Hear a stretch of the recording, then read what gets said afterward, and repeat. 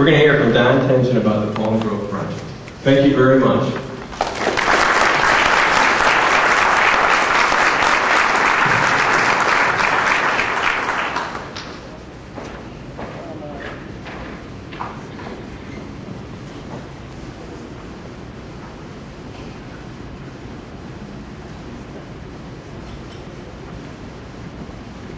Thank you for being here. I thought for a while I might not make it, but I told my oncologist, I said, surely you can patch an old man up to where he can share a 10-minute touch. And they came along early this morning and said, we're going to get you there. So I thank each one of you for being here. But it was 20 years ago I received a letter from a jungle boy from Nigeria, he called himself. He said, I need help in getting an education so that I can help my people.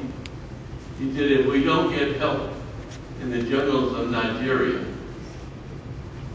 then we will rust and rot in the jungle.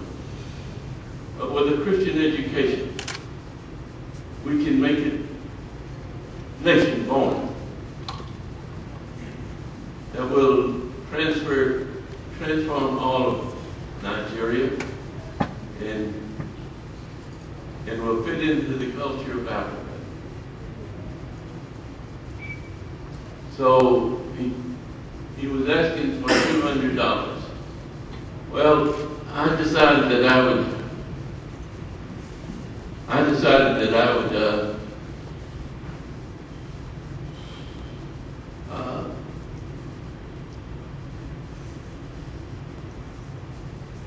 there was such a need there. I said, no, I won't give it $200 because I just don't know so many corrupt things I've heard from Nigeria.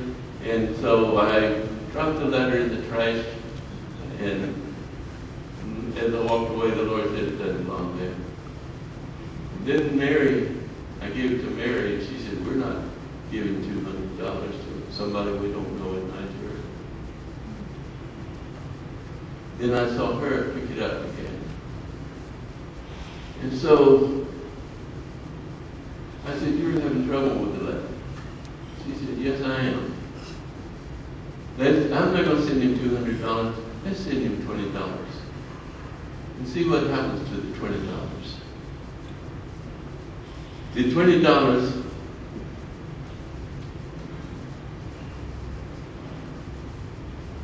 went to Nigeria, and he came back from the school saying that Eno had taken that $20 and given the $20 for a back debt in Nigeria.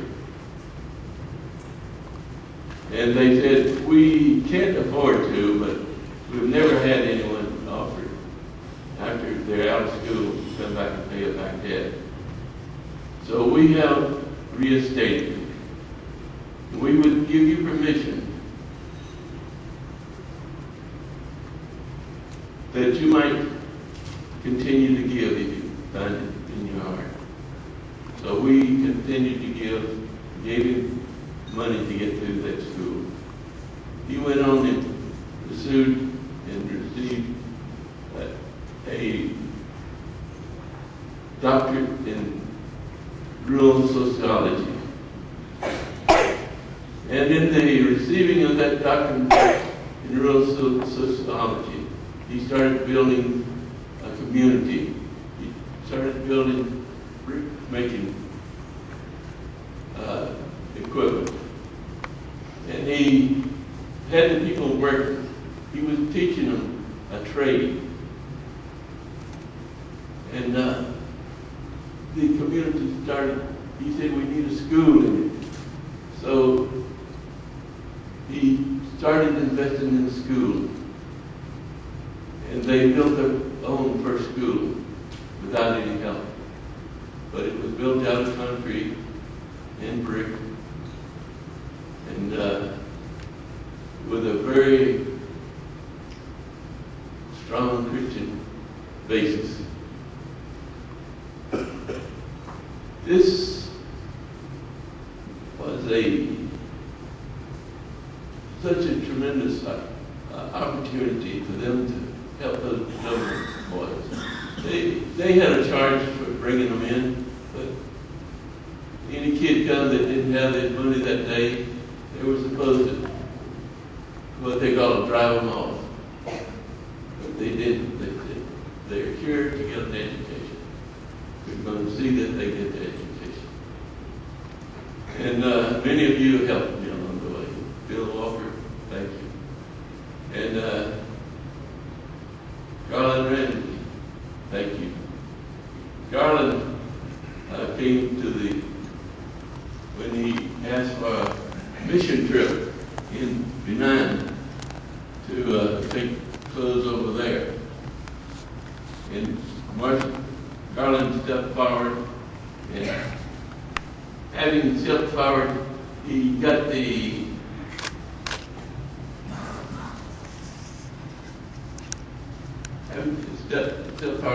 he got the vision of what could happen. And they wrote me, sent me an email and said, Father Garland is loading that container. Could you possibly put a 4-wheel drive on it? He doesn't mind asking.